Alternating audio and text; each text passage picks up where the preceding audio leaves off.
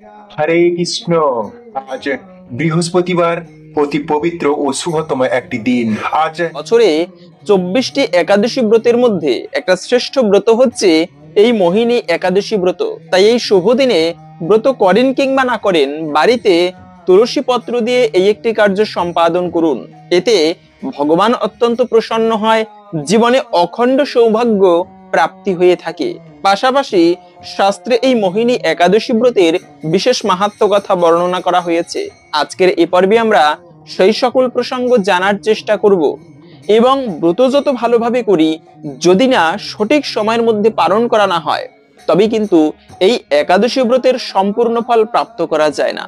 এজন্য পালনে অবশ্যই আমাদের গুরুত্ব দেওয়া উচিত। হয়তো আপনি নির্জলা ব্রত করেছেন, জল ফোঁটা পর্যন্ত গ্রহণ করেনি। সর্বোত্তম হচ্ছে ব্রত পালনের ক্ষেত্রে জল ফোঁটা পর্যন্ত পান করবে না, নির্জলা ব্রত করবে। খুবই গুরুত্বপূর্ণ প্রসঙ্গ, আমাদের সকলেরই আজকের এই তথ্যগুলো জানা প্রয়োজন। ভালো লেগে থাকলে অবশ্যই একটা লাইক করে কমেন্টে আপনার ইষ্ট দেবতার নামটি অথবা জয় শ্রীকৃষ্ণ ভগবানের জয় একবার হলেও লিখে যাবার অনুরোধ জানাচ্ছি। কেননা এই একাদশী ব্রতের দিনটি হচ্ছে ভগবান শ্রীকৃষ্ণের অত্যন্ত প্রিয় দিন। বছরে যত প্রকার ব্রত রয়েছে, কাত্যায়নী ব্রত, কার্তিক মাসে দামোদর ব্রত, যে দামোদর ব্রত যদি কোনো ব্যক্তি পালন করে, ভগবান শ্রীকৃষ্ণ তার ভক্তির উজ্জ্বতি বন্দিত হয়, সেই ভগবান তাকে কৃপা করে।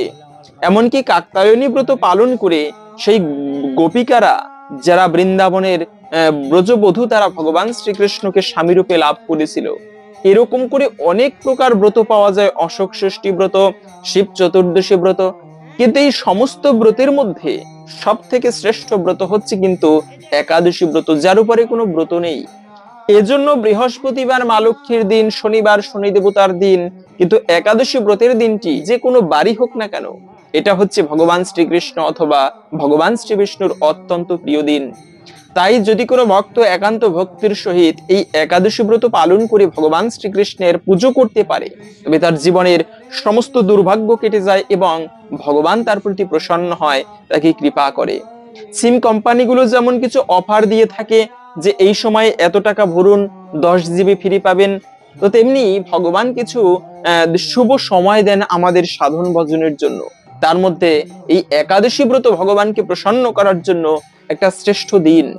বিশেষ করে বছরে 24টি একাদশী ব্রত রয়েছে। এই 24টি একাদশী ব্রতের মধ্যে একটা শ্রেষ্ঠ ব্রত হচ্ছে এই মোহিনী একাদশী ব্রত। কিন্তু কেন এই একাদশী ব্রতটি শ্রেষ্ঠ? এই ব্রত পালন করলে আমরা কি ফল প্রাপ্ত করতে পারি? প্রথমত হচ্ছে, যারা এই মোহিনী একাদশী ব্রত পালন করবে, তাদের সর্ব দুঃখ বিনাশ হয়ে যায়।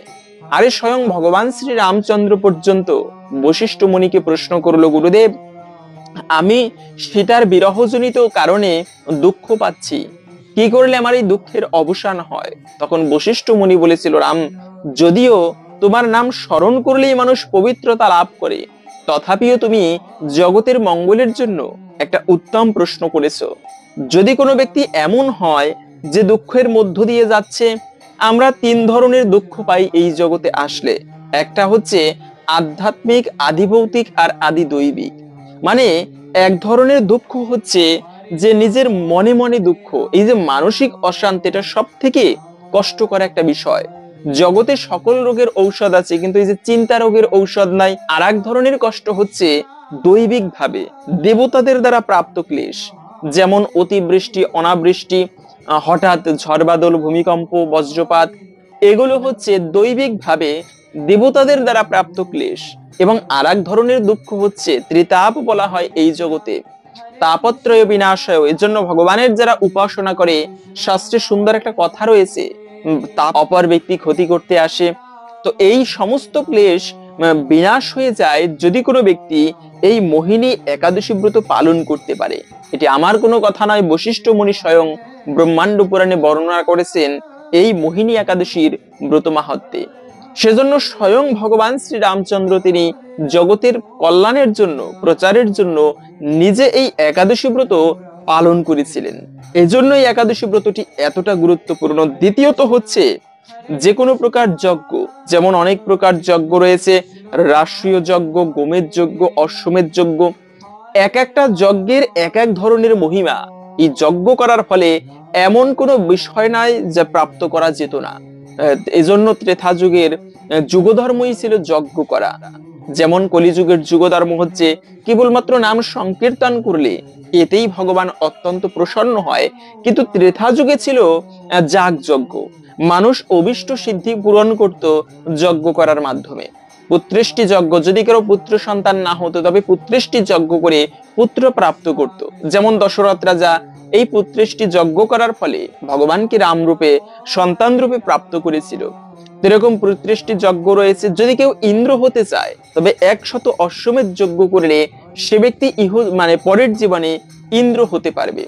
তো এক একটা যজ্ঞের এক এক ধরনের মহিমা, কিন্তু এরকম সকল প্রকার যজ্ঞের থেকেও সব থেকে সেই সমস্ত যজ্ঞ করলে যে পুণ্য ফল প্রাপ্ত করা যায়, কিন্তু শুধুমাত্র এই মোহিনী একাদশী ব্রত পালন করলে তার থেকে অধিক পুণ্য ফল প্রাপ্ত করা যায়।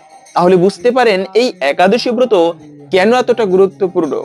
এবং আর একটা বিষয় হচ্ছে, শুধুমাত্র যে যজ্ঞের ফল প্রাপ্ত হয় এমনটা কিন্তু নয়। মানুষের জন্মার্জিত পাপরাশি পাপ নাশ হয়ে থাকে, সকল পাপ ভস্মীভূত হয়ে যায় এবং অন্তিমে সে ব্যক্তি ভগবান বিষ্ণুর ধামে গমন করতে পারে শুধুমাত্র এই মোহিনী একাদশী ব্রত পালনের ফলে। এতটা গুরুত্বপূর্ণ একাদশী ব্রত আমরা এখন জেনে নিচ্ছি। এবং ব্রত যত ভালোভাবে করি, যদি না সঠিক সময়ের মধ্যে পালন করা না হয় তবে কিন্তু এই একাদশী ব্রতের সম্পূর্ণ ফল প্রাপ্ত করা যায় না। এজন্য পালনে অবশ্যই আমাদের গুরুত্ব দেওয়া উচিত। হয়তো আপনি নির্জলা ব্রত করেছেন, জল ফোঁটা পর্যন্ত গ্রহণ করেনি, সর্বোত্তম হচ্ছে ব্রত পালনের ক্ষেত্রে জল ফোঁটা পর্যন্ত পান করবে না, নির্জলা ব্রত করবে। এমন অনেককেই দেখা যায় এখনো পর্যন্ত যারা প্রতিটা একাদশী ব্রত ভক্তি ভরে নির্জলা উপবাস করে। এটি সর্বমঙ্গলময়, কিন্তু বর্তমানে সবাই নির্জলা উপবাস করতে পারে না। শারীরিক ক্ষেত্রে সমস্যা হয়, গ্যাসের সমস্যা হয়। তো সেক্ষেত্রে কি কি খাবার খাওয়া যাবে? যে কোনো প্রকার ফল খেতে পারবেন, যে কোনো প্রকার দুগ্ধ খেতে পারবেন, তারপরে কাঠবাদাম, কাজু বাদাম, এমনকি ফল খেয়েও হচ্ছে না। অনেকে স্টুডেন্ট বাহিরে থাকে বা কাজে থাকতে হয়, লেখাপড়া করতে হয়, বিভিন্ন শারীরিক কষ্ট করতে হয়, তারা আপনারা সবজি রান্না করে খেয়েও এই ব্রত পালন করতে পারেন। যেমন মিষ্টি কুমড়া, মিষ্টি আলু, পেঁপে, কাঁচকলা, তারপরে হচ্ছে ফুলকপি, এগুলো আপনারা সবজি হিসেবে রান্না করে। তবে একটা বিষয় মনে রাখবে, সেখানে ভুলেও কখনো উচিত নয় সরিষার তেল মিশ্রিত করা সেই সবজি রান্না করার সময়। কেননা একাদশীতে আপনি ব্রত করেন কিংবা না করেন, ভুলক্রমেও পঞ্চরবি শস্য গ্রহণ করা উচিত নয়। এতে পাপ না করেও সকল পাপের ভাগী হতে হয়। আরে শাস্ত্রে বলা আছে, পাপী ব্যক্তি একাই নরকে যায়, কিন্তু যে ব্যক্তি একাদশীতে পঞ্চরবি শস্য ভক্ষণ করে তিনি একা নয়, তার সঙ্গে তার পিতৃপুরুষ সহ সে ব্যক্তি নরকে গমন করে। এই একাদশী ব্রতের দিনে স্বয়ং মহাদেব আরো বলেছেন, হে পার্বতী শুনে রাখো, যে ব্যক্তি একাদশী ব্রতের দিনে পঞ্চরবি শস্য ভক্ষণ করবে তার প্রতি গ্রাসে গ্রাসে এত পাপ হয় যে মৃত্যুর পরে তাকে যমদূতেরা নরকে গিয়ে ভয়ানক শাস্তি তাকে প্রদান করে, লোহাকে তাপিত করে গলিত করে তার মুখের মধ্যে ঢেলে দেয়। তাহলে এই একাদশী ব্রত স্বয়ং মহাদেব মা পার্বতীকে নিয়ে এই ব্রত করে। অনেকে প্রশ্ন করে যে সধবা মায়েরা একাদশী ব্রত পালন করতে পারবে না। আমাদের সমাজে বেশিরভাগ এটা দেখা যায় যে আমরা নিজেরা ধর্মকর্ম করতে পারি না, কিন্তু কেউ যদি একটু ধর্ম কাজ করে, একাদশী ব্রত পালন করে, তিলক তুলসীর মালা ধারণ করে, আমরা তার নিন্দা করি, নিরুৎসাহিত করি। আরে তুই একাদশী ব্রত পালন করো, তুই না সধবা, তোর স্বামী সন্তানের অকল্যাণ হবে। এরকমটা যদি কোনো সধবা মায়েরা শুনে, তারা আর ব্রত করে না, ভয় পায় ব্রত করতে। এইরকম শাস্ত্রের অপব্যাখ্যা কখনো কেউ দিবেন না। যদি সধবা মায়েরা ব্রত করলে স্বামী সন্তানের অকল্যাণই হয়, তবে মহাদেবের সহিত মা পার্বতী তো ব্রত করে, তিনি কি সধবা নয়? আবার স্বয়ং দ্রৌপদী তিনি পঞ্চ পাণ্ডবের সাথে এই একাদশী ব্রত পালন করত, তারা কি সধবা ছিল না? বরঞ্চ যে ব্যক্তি ব্রত পালন করবে না, কি সধবা কি বিধবা কি পুরুষ কিংবা নারী, তাদের অমঙ্গল হয়ে থাকে, প্রতি গ্রাসে গ্রাসে তাদের মহাপাপের ভাগী হতে হয়। তাই তো স্কন্দ পুরাণের কথা, মাতৃহা পিতৃহা চৈব ভাতৃহা গুরুহা তথা একাদশান্ত ইয়ো ভূয়ক্তে বিষ্ণুলোকচ্যুত ভাবে। এজন্যই একাদশী ব্রত জৈমিনী ঋষি প্রশ্ন করেছেন, জৈমিনী ঋষি তার গুরুদেব ব্যাসদেবকে, যে গুরুদেব এই একাদশী ব্রত কি, কেন এই ব্রত পালন করতে হয় এবং এই একাদশী ব্রত পালন না করলে কি হয়? তখন ব্যাসদেব উত্তর দিয়েছিল, যে বিষয়ে এই একাদশী তথ্য তখন ব্যাসদেব তার শিষ্য জৈমিনীকে বলেছিল। আসুন আমরা এখন সেই প্রসঙ্গে জেনে নেই কেন এই একাদশী ব্রত এতটা গুরুত্বপূর্ণ এবং এই একাদশীর দিনে কেনই বা পঞ্চরবি শস্য খাওয়া উচিত নয়। একাদশী তত্ত্ব। পদ্মপুরাণে একাদশী প্রসঙ্গে বলা হয়েছে, এক সময়ে জৈমিনী ঋষি তার গুরুদেব মহর্ষি ব্যাসদেবকে জিজ্ঞাসা করলেন, হে গুরুদেব, একাদশী কি? একাদশীতে কেন উপবাস করতে হয়? একাদশী ব্রত পালন করলে কি লাভ? এই ব্রত না করলে কি ক্ষতি? এসব বিষয়ে আপনি দয়া করে বলুন। মহর্ষি ব্যাসদেব তখন বলতে লাগলেন, সৃষ্টির প্রারম্ভে পরমেশ্বর ভগবান এই জড় সংসারে স্থাবর জঙ্গম সৃষ্টি করলেন এবং মর্তলোকবাসী মানুষের শাসনের জন্য একটি ভয়ঙ্কর পাপপুরুষ নির্মাণ করলেন। সেই পাপপুরুষের অঙ্গগুলি বিভিন্ন পাপ দিয়ে নির্মিত হলো। পাপপুরুষের মাথাটি ব্রহ্মহত্যা পাপ দিয়ে, চক্ষু দুটি মদ্যপান, মুখ স্বর্ণ অলংকার অপহরণ, দুই কর্ণ গুরুপত্নী গমন, দুই নাসিকা স্ত্রী হত্যা পাপ, দুই বাহু গোহত্যা পাপ, গ্রীবা ধন অপহরণের পাপ, গলদেশ ভ্রূণ হত্যা পাপ, বক্ষ পর স্ত্রী গমনের পাপ, উদর আত্মীয় স্বজন বধ, নাভি শরণাগত বধ, কোমর আত্মস্নাসা, উরু গুরুনিন্দা পাপ, সৃষ্ণ কন্যা বিক্রি, মলদার গুপ্তকথা প্রকাশ পাপ, দুই পা পিতৃহত্যা, শরীরের রোম সমস্ত উপপাতক। এভাবে বিভিন্ন সমস্ত পাপ দ্বারা ভয়ঙ্কর পাপপুরুষ নির্মিত হলো। পাপপুরুষের ভয়ঙ্কর রূপ দর্শন করে ভগবান শ্রীবিষ্ণু মর্তের মানব জাতির দুঃখ মোচন করার চিন্তা করতে লাগলেন। একদিন গরুরের পিঠে চড়ে ভগবান চললেন যমরাজের মন্দিরে। ভগবানকে যমরাজ উপযুক্ত সিংহাসনে বসিয়ে পাদ্য অর্ঘ্য ইত্যাদি দিয়ে যথাবিধি পূজা করলেন। যমরাজের সঙ্গে কথোপকথনকালে ভগবান শুনতে পেলেন দক্ষিণ দিক থেকে অসংখ্য জীবের আর্তক্রন্দন ধ্বনি। প্রশ্ন করলেন, এ আর্তক্রন্দন কেন? যমরাজ বললেন, হে প্রভু, মর্তের পাপী মানুষেরা নিজ কর্মদোষে নরক যাতনা ভোগ করছে। সেই যাতনার আর্ত চিৎকার শোনা যাচ্ছে। যন্ত্রণাকাতর পাপাচারী জীবদের দর্শন করে করুণাময় ভগবান চিন্তা করলেন, আমি ওই সমস্ত প্রজা সৃষ্টি করেছি, আমার সামনেই এরা কর্মদোষে দুষ্ট হয়ে নরক যাতনা ভোগ করছে।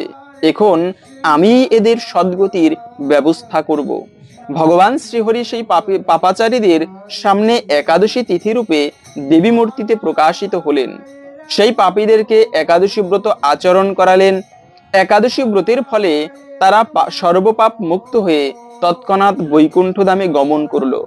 শ্রী ব্যাসদেব বললেন, হে জৈমিনী, শ্রীহরির প্রকাশ এই একাদশী সমস্ত সুকর্মের মধ্যে শ্রেষ্ঠ এবং সমস্ত ব্রতের মধ্যে উত্তম ব্রত। কিছুদিন পরে ভগবানের শ্রেষ্ঠ পাপপুরুষ এসে শ্রীহরির কাছে করজোড়ে কাতর প্রার্থনা জানাতে লাগলো, হে ভগবান, আমি আপনার প্রজা, আমাকে যারা আশ্রয় করে থাকে তাদের কর্ম অনুযায়ী দুঃখ দান করাই আমার কার্য ছিল, কিন্তু সম্প্রতি একাদশীর প্রভাবে আমি কিছুই করতে পারছি না, বরং ক্ষয়প্রাপ্ত হচ্ছি। কেননা একাদশী ব্রতের ফলে প্রায় সব পাপাচারীরা বৈকুণ্ঠের বাসিন্দা হয়ে যাচ্ছে। হে ভগবান, এখন আমার কি হবে? আমি কাকে আশ্রয় করে থাকব? সবাই যদি বৈকুণ্ঠে চলে যায় তবে এই মর্তে জগতের কি হবে? আপনি বা কার সঙ্গে এই মর্তে ক্রীড়া করবেন? পাপপুরুষ প্রার্থনা করতে লাগলো, হে ভগবান, যদি আপনার এই সৃষ্ট বিশ্বে ক্রীড়া করবার ইচ্ছা থাকে তবে আমার দুঃখ দূর করুন, একাদশী তিথির ভয় থেকে আমাকে রক্ষা করুন। হে কৈটব নাশন, আমি একমাত্র একাদশীর ভয়ে ভীত হয়ে পলায়ন করছি। মানুষ, পশু পাখি, কীট পতঙ্গ, স্থাবর জল, বন প্রান্তর, পর্বত, সমুদ্র, বৃক্ষ, নদী, স্বর্গমর্ত, পাতাল সর্বত্রই আশ্রয় নেবার চেষ্টা করেছি, কিন্তু একাদশীর প্রভাবে কোথাও নির্ভয় স্থান পাচ্ছি না। দেখে আজ আপনার শরণাপন্ন হয়েছি। হে ভগবান, এখন দেখছি আপনার সৃষ্ট অনন্ত কোটি ব্রহ্মাণ্ডের কোথাও একাদশীর সর্বত্রই একাদশীর প্রাধান্য লাভ করেছে, সেই জন্য আমি কোথাও আশ্রয় পেতে পারছি না। আপনি কৃপা করে আমাকে একটি নির্ভয় স্থান প্রদান করুন। পাপপুরুষের প্রার্থনা শুনে ভগবান শ্রীহরি বলতে লাগলেন, হে পাপপুরুষ, তুমি দুঃখ করো না। যখন একাদশী তিথি এই ত্রিভুবনকে পবিত্র করতে আবির্ভূত হবে, তখন তুমি অন্ন ও রবিশস্য মধ্যে আশ্রয় গ্রহণ করবে। তাহলে আমার মূর্তি একাদশী তোমাকে বধ করতে পারবে না। এটা হচ্ছে বিষয়। এই যে অন্ন এবং পঞ্চরবিশস্যের মধ্যে আশ্রয় গ্রহণ করতে বললেন, সেই থেকে মূলত যদি কোনো ব্যক্তি একাদশীর দিনে পঞ্চরবিশস্য ভক্ষণ করে, তাহলে তার মহাপাপের ভাগী হতে হয়। পিতৃমাতৃ হত্যার পাপ, গুরু হত্যার পাপ, ভাই হত্যার পাপ, সকল ভয়ানক পাপের ভাগী হতে হয়। আপনি এমনি ব্রত না করলেও পঞ্চরবিশস্য বাদ দিয়ে সবজি রান্না করে খেতে পারেন। আমরা আবার সবজি রান্না করার সময় সরিষার তেল ব্যবহার করি, কিন্তু না, এই সরিষার তেলও পঞ্চরবিশস্যের মধ্যে একটি। মনে রাখবে, ধান থেকে যত খাবার হয়, ভাত, খিচুড়ি, তারপরে হচ্ছে পিঠা, এগুলো খাওয়া যাবে না। তারপরে গম জাতীয় খাবার যেমন বিস্কিট, কেক, পাউরুটি, এগুলো বর্জন করতে হবে। ভুট্টা জাতীয় খাবার, যে কোনো প্রকার ডাল জাতীয় খাবার।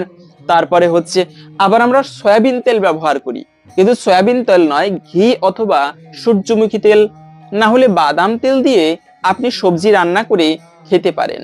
এবং তারপরে হচ্ছে তিল জাতীয় খাবার, এমনকি সবজি রান্না করার সময় পাঁচফোড়নও ব্যবহার করা উচিত নয়। ছত্রাক, মাশরুম, এগুলো বর্জন করতে হবে একাদশীতে।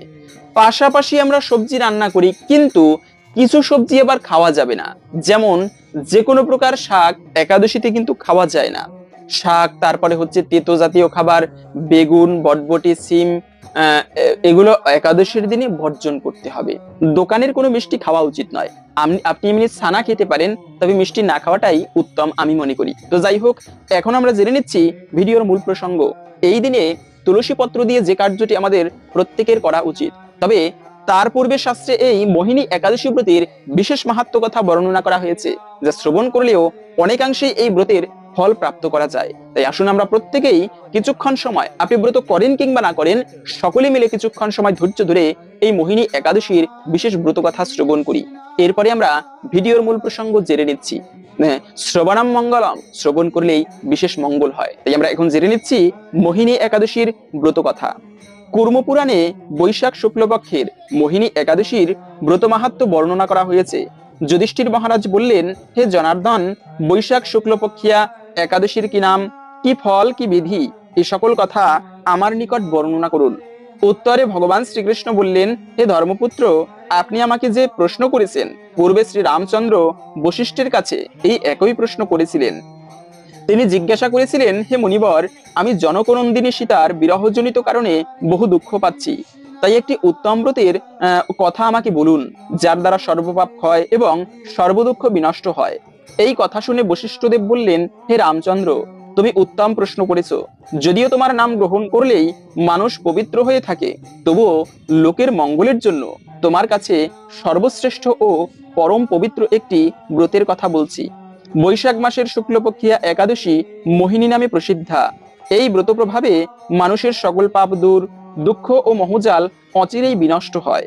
তাই মানুষের উচিত সকল পাপ ক্ষয়কারী ও সর্বদুঃখ বিনাশিনী এই একাদশী ব্রত পালন করা। একাগ্রচিত্তে তার মহিমা তুমি শ্রবণ করো। এই কথা শ্রবণ মাত্রই সমস্ত পাপ থেকে বিমুক্ত হওয়া যায়। পবিত্র সরস্বতী নদীর তীরে ভদ্রাবতী নামে এক সুশোভনা নগরী ছিল। চন্দ্রবংশজাত ধৃতিমান নামে এক রাজা সেখানে রাজত্ব করতেন। সেই নগরীতেই ধনপাল নামে এক বৈশ্য বাস করতেন। তিনি ছিলেন পূর্ণকর্মা এবং বেশ সমৃদ্ধশালী ব্যক্তি। তিনি নলকূপ, জলাশয়, উদ্যান, মঠ ও গৃহ ইত্যাদি নির্মাণ করে দিতেন। তিনি ছিলেন বিষ্ণু ভক্তি পরায়ণ এবং শান্ত প্রকৃতির মানুষ। সুমনা, দ্যুতিমান, মেধাবী, সুকৃতি ও দৃষ্টবুদ্ধি নামে তার 5 জন পুত্র ছিল। পঞ্চম পুত্র দৃষ্টবুদ্ধি ছিল অতি দুরাচারী। সে সর্বদা পাপকার্যে লিপ্ত থাকত। পর স্ত্রী সঙ্গী, বেশ্যাসক্ত, লম্পট এবং দ্রুতক্রীড়া প্রবৃত্তি পাপে সে অত্যন্ত আসক্ত ছিল। দেবতা, ব্রাহ্মণ ও পিতামাতার সেবায় তার একেবারেই মতি ছিল না। সে অন্যায় কার্যে রত, দুষ্ট স্বভাব ও পিতৃধন ক্ষয়কারক ছিল। সবসময় সে অবক্ষ ভক্ষণ ও সুরাপানে মত্ত থাকত। পিতা ধনপাল একদিন পথ চলছিলেন। হঠাৎ তিনি দেখতে পেলেন দৃষ্টবুদ্ধি এক বেশ্যার গলায় হাত রেখে নিঃসংকোচে ঘুরে বেড়াচ্ছে। তার নির্লজ্জ পুত্রকে এভাবে চৌরাস্তায় ভ্রমণ করতে দেখে তিনি অত্যন্ত মর্মাহত হলেন। এই কুস্বভাব দর্শনে ক্ষুব্ধ হয়ে তিনি তাকে গৃহ থেকে বার করে দিলেন। তার আত্মীয় স্বজনও তাকে পরিত্যাগ করলো। সে তখন নিজের অলংকার আদি বিক্রি করে জীবন অতিবাহিত করত। কিছুদিন এইভাবে চলার পর অর্থাভাব দেখা দিল। ধনহীন দেখে সেই বেশ্যাগণও তাকে পরিত্যাগ করলো। অন্ন বস্ত্রহীন দৃষ্টবুদ্ধি ক্ষুধা তৃষ্ণায় অত্যন্ত কাতর হয়ে পড়লো। অবশেষে নিজের গ্রামে সে চুরি করতে শুরু করলো। একদিন রাজপ্রহরী তাকে ধরে বন্দি করলো, কিন্তু পিতার সম্মানার্থে তাকে মুক্ত করে দিল। এভাবে বার কয়েক সে ধরা পড়লো এবং তাকে কারাগারে বন্ধ করে রাখলেন। বিচারে সে কষাঘাত দণ্ডভোগ করলো।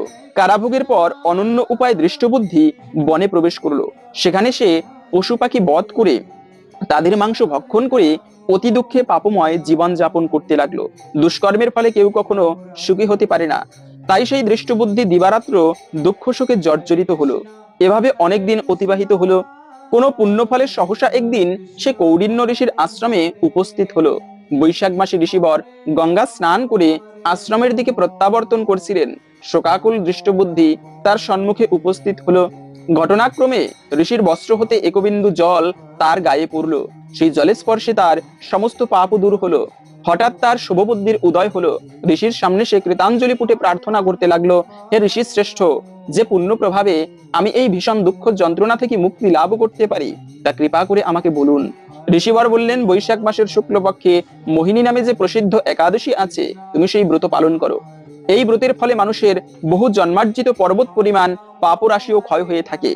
মহামুনি বশিষ্ঠ বললেন, কৌডিন্য ঋষির উপদেশ শ্রবণ করে প্রসন্ন চিত্তে দৃষ্টবুদ্ধি সেই ব্রত পালন করলো। হে মহারাজ রামচন্দ্র, এই ব্রত পালনে সে নিষ্পাপ হলো, দিব্যদেহ লাভ করলো। অবশেষে গরুরে আহরণ করে সে সকল প্রকার উপদ্রবহীন বৈকুণ্ঠধামে গমন করলো। হে রাজন, ত্রিলোকে মোহিনী ব্রত থেকে আর কোনো শ্রেষ্ঠ ব্রত নেই।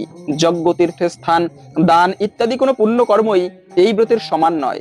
এই ব্রত কথার শ্রবণ কীর্তনে সহস্র গোদানের ফল অনায়াসে লাভ হয়ে থাকে। এই ছিল মূলত এই মোহিনী একাদশী ব্রতের মাহাত্ম্য কথা। আশা করি বুঝতে পেরেছেন এই ব্রত পালন করলে আমরা কি ফল প্রাপ্ত করতে পারি। সেজন্য আপনি নিজে এই একাদশী ব্রত পালন করুন এবং সকলের মাঝে ছড়িয়ে দিন, যেন আমরা সবাই এই একাদশী ব্রত প্রসঙ্গে জানতে পারি। এবং এই একাদশী ব্রতের দিনে তুলসী পত্র দিয়ে কোন কার্যটি করবেন, দুটি তুলসী পত্র এক জায়গায় রেখে দিলেই কি মঙ্গল হবে না? এমনটা কখনো নয়, কিন্তু তুলসী পত্র দিয়ে হরির সেবা করলে এতে মঙ্গল হবে। ভগবানকে মণিমুক্ত আদি দান করলে যতটা ভগবান প্রসন্ন হয় তার থেকে অধিকও প্রসন্ন হয় যদি কেউ তুলসী পত্র দিয়ে ভগবানের সেবা করতে পারে। বিক্রীডিতে সমাত্মানাম ভক্তব্য ভক্তবৎসলা। যদি কেউ এক কোষ জল এবং একটা তুলসী পত্র ভগবানের চরণে নিবেদন করতে পারে, এতে ভগবান এতটা প্রসন্ন হয় যে বিক্রীডিতে সমাত্মানাম, সেই দানের প্রতিদান স্বরূপ ভগবান কি দিবে সেটি ভাবতে না পেরে নিজেই সেই ভক্তের চরণে বিক্রি করে দেয় ভগবান। তাহলে বুঝতে পারেন তুলসী পত্র দিয়ে ভগবানের সেবা করলে কতটা ভগবান প্রসন্ন হয়। আর এই একাদশীর দিনে আপনি দুটি তুলসী পত্র চন্দন মিশ্রিত করে ভগবানের দুটি রাঙা চরণে নিবেদন করুন। আশা করছি ভগবান অত্যন্ত প্রসন্ন হবে। একটুকু হলেও ভগবানের কৃপায় আপনার মনস্কামনা পূর্ণ হবে, আপনার জীবনে ভগবানের কৃপা প্রাপ্ত হবে, অখণ্ড সৌভাগ্য লাভ করা যায়। হরে কৃষ্ণ। আশা করছি আজকের এই গুরুত্বপূর্ণ তথ্যগুলো জেনে আপনি একটুকু হলেও সমৃদ্ধ হয়েছেন। ভালো লেগে থাকলে অবশ্যই একটা লাইক করে কমেন্টে আপনার ইষ্ট দেবতার নামটি অথবা জয় শ্রীকৃষ্ণ ভগবানের জয় একবার হলেও লিখে যাবার অনুরোধ জানাচ্ছি। ভগবান শ্রীকৃষ্ণের কৃপায় সকলের জীবনে মঙ্গল হোক এই কামনা করে আজকের ভিডিওটি এখানে সমাপ্ত করি। হরে কৃষ্ণ, জয় নিতাই, রাধে রাধে।